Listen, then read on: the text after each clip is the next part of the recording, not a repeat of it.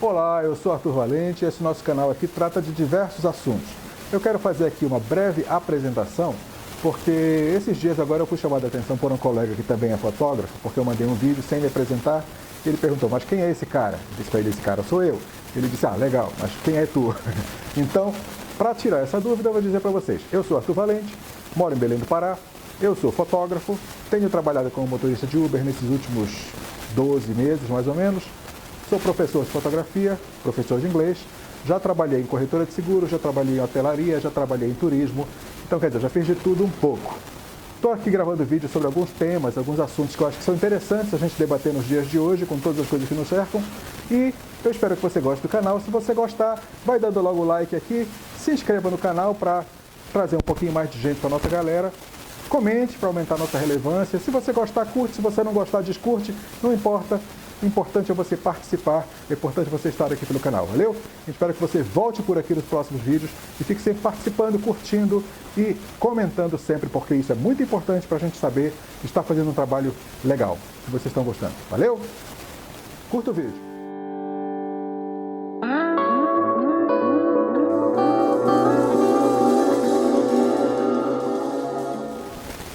Olá, seja muito bem-vindo ou bem-vinda de volta aqui ao nosso canal.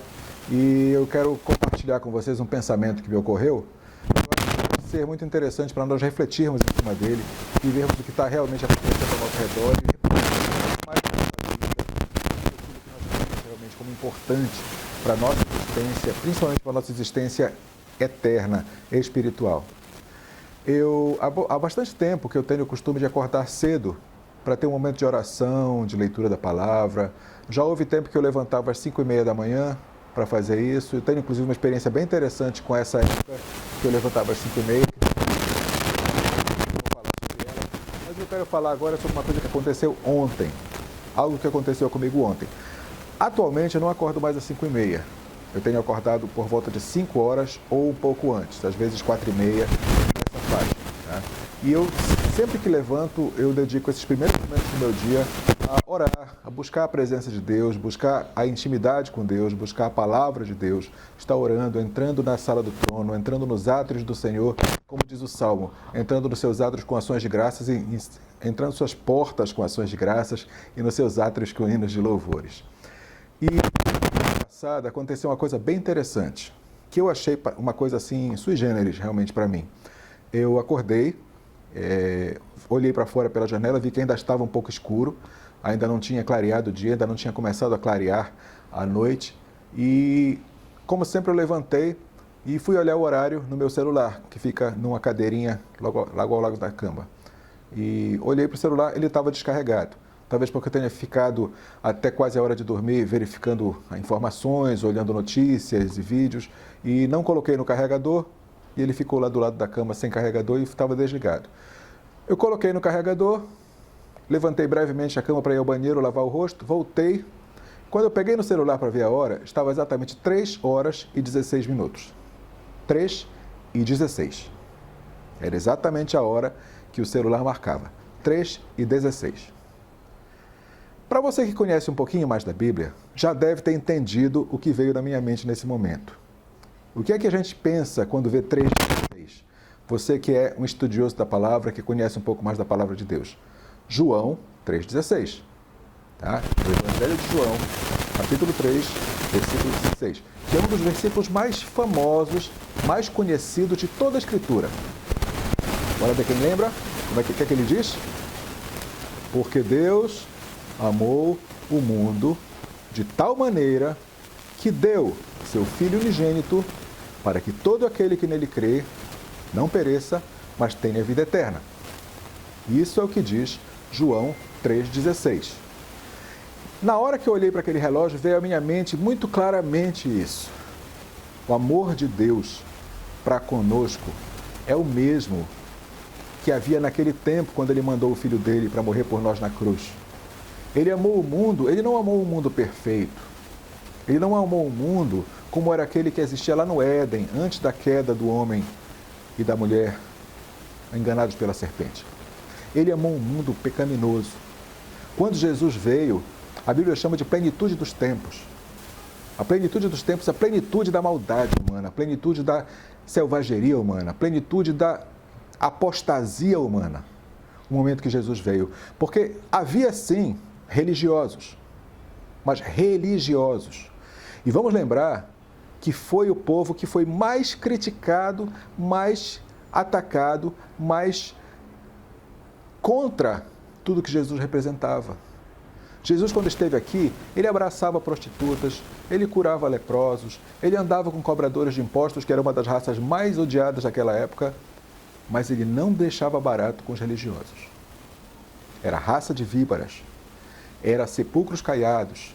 Caiado, agora até me lembrou de uma outra coisa, esse caiado, mas tudo bem, é outra história.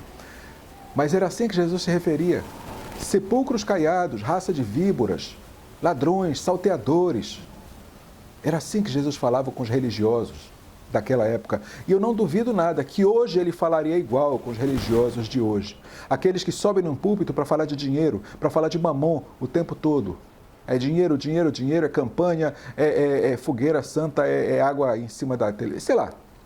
Tanta coisa que inventam que a gente tem até dificuldade de mencionar tudo. Se a gente for falar de todas as heresias que têm surgido nos últimos tempos, a gente não para de falar tão cedo, porque é muita coisa. E se Jesus estivesse aqui em carne e osso, como ele estava naquela época, ele iria pegar um azorrague e fazer a mesma coisa que ele fez na frente do templo lá em Jerusalém. Ele está aqui hoje, espiritualmente, na presença do Consolador, do Espírito Santo. E ele está usando o azorrague dele hoje. Olha como está nosso mundo. Todo mundo preso nas suas casas, todo mundo com medo da recessão que está vindo e da depressão que vem depois. Todo mundo com medo da ditadura que está se instalando na maioria dos países do mundo. E da verdadeira ditadura vermelha que está por trás disso tudo, insuflando e fazendo com que a coisa funcione, com que a coisa avance. Está todo mundo com medo. Está todo mundo apavorado, está todo mundo enclausurado, está todo mundo aprisionado. Não seria esse o azorrague de Deus? Que assim como foi no lombo dos vendilhões no templo, está vindo no lombo da humanidade hoje. Eu não digo que Deus é vingativo, ele não é vingativo. Ele é amoroso, ele é justo, ele é fiel. Mas a justiça de Deus existe. Quando a palavra diz sobre os últimos tempos, sobre a volta do Messias, sobre a volta do nosso Salvador, ele diz claramente, vai ser como nos dias de Noé. Vai ser como nos dias de Noé. E o que é que a palavra nos fala sobre os dias de Noé? Fala que naquele tempo os homens casavam-se, davam-se em casamento, viviam suas vidas, compravam, vendiam. Não é o que a gente vê hoje no nosso mundo? As pessoas vivendo, comprando, vendendo, casando, se dando em casamento e vivendo sua vida totalmente alheias, distantes de Deus, totalmente aliançadas, abraçadas com o pecado. Não é isso que a gente vê hoje ao nosso redor? A gente está muito diferente dos dias de Noé? Não. Nós estamos muito parecidos com os dias de Noé. Eu diria até que somos piores. Porque quando a gente vê o que aconteceu lá no Gênesis, com Sodoma e com Gomorra, lá existia um pecado contra a carne. E a Bíblia fala que os pecados contra a carne são contra a carne somente. Você está pecando contra o seu próprio corpo, contra a sua própria carne. Mas quando Jesus foi confrontado com os fariseus, que diziam que ele expulsava Beelzebul, porque ele tinha aliança com o maligno, ele disse para eles terem cuidado, porque aquilo era uma heresia. Aquilo ali que eles estavam falando, eles estavam desprezando o poder do Espírito Santo que estava em Jesus. E ele disse que há pecados que não têm perdão. E o pecado que não tem perdão é a blasfêmia contra o Espírito Santo. Porque o agir do Espírito Santo estava na vida de Jesus, expulsando aqueles endemoniados, expulsando aqueles demônios, curando aqueles enfermos, pregando as boas novas do reino. E vieram dizer que ele estava fazendo isso em nome do Senhor das Moscas, do Beelzebul. E Jesus foi muito claro em dizer, pecado da blasfêmia não tem perdão. O que os habitantes de Sodoma, os sodomitas, e os habitantes de Gomorra estavam fazendo, era contra o próprio corpo deles, e mesmo assim eles receberam a paga do castigo, o castigo dos seus atos. O que os habitantes de Nínive estavam fazendo era contra eles mesmos. E eles só não receberam a paga porque eles se arrependeram, jejuaram e clamaram a Deus. O que os habitantes de Israel, ao longo de toda a etapa da Bíblia, que é chamada Livro dos Juízes, que é quando Israel não tinha rei e que caía sempre, de tempos em tempos, prisioneira, cativa de um povo inimigo, e tinha que se levantar um juiz para libertar aquele povo, era também pecado contra a nação de Israel, fosse pela idolatria, fosse pela irreverência, fosse pelo que fosse, mas não. O que é que aconteceu no nosso planeta nos últimos tempos? O que foi o último carnaval? O que foi o carnaval do ano passado? O que foi especiais de Natal na época do ano passado? O que é isso senão blasfêmia? O que é isso senão pecar contra o Espírito Santo, contra a santidade de Deus? E hoje a gente está assombrado porque veio sobre a terra uma maldição, porque veio sobre a terra uma peste. E a palavra já diz no Apocalipse que haveria pestes, rumores de guerra, guerras, terremotos, antes de vir o fim. Só que Deus amou o mundo de tal maneira que deu o seu Filho unigênito para entregar a vida por nós, para que todo aquele que nele crê não pereça. Me diz uma coisa agora, eu e você não morremos? Eu e você não perecemos?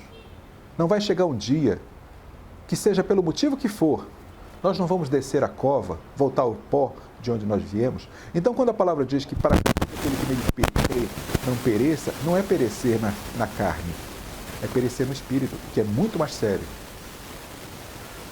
Então a palavra está dizendo o quê? Que todo aquele que nele crê não perece espiritualmente, mas tem a vida eterna. A vida eterna com Deus na glória, na perfeição da glória de Deus. O próprio João escreve nas cartas dele que a todos aqueles que o receberam foi-lhes dado o poder de serem feitos filhos de Deus, a saber, os que creram no seu nome. Algumas pessoas dizem, todos são filhos de Deus. Não são. Todos são criaturas de Deus. Todos são criaturas de Deus. Filhos são os que foram aceitos por adoção, através da recepção. Não é aceitar Jesus. Muita gente diz, aceite Jesus. Não, receba Jesus. Porque João diz claramente, a todos quantos o receberam. Receber, não é aceitar. Aceitar Jesus, muçulmanos aceitam que ele foi um profeta. Os judeus aceitam que ele foi um profeta. Mas receber na sua vida como seu Salvador, como Filho de Deus, que morreu por ti e por mim, só esses são recebidos como adoção pelo Pai. Só esses recebem a salvação. Eu não estou atacando ninguém. Eu estou falando simplesmente que a palavra de Deus já decreta há mais de 2000 anos. Então, hoje, nós estamos como no dia de Noé, vivendo alheios a Deus, à margem da palavra de Deus, vivendo marginalmente a palavra de Deus. E assim como no tempo de Noé, hoje nós temos uma arca para nos salvar desse dilúvio de pecado, de podridão, de tristeza, de dor, sofrimento e ranger de dentes. Hoje nós temos uma arca. Não é de madeira, nem está cheia de casais de animais, mas é uma arca espiritual que foi deixada por Jesus e conquistada por Ele naquela cruz do Calvário, quando Ele entregou a vida e verteu o sangue por mim e por ti. Eu sei que nós todos estamos hoje apavorados, amedrontados, enclausurados. Então, que é invisível. É interessante pensar nisso, né? Muita gente não acredita em Deus porque não consegue vê-lo, mas acredita no vírus, que também não vê. Interessante isso, né? Vamos pensar um pouquinho nessa reflexão. Pense um pouquinho nisso. Se você, por acaso, tem dúvidas da existência de Deus, duvide do vírus também. Duvide que ele existe. Nós não conseguimos enxergar nenhum nem outro. Tenha um dia abençoado, tenha uma semana abençoada.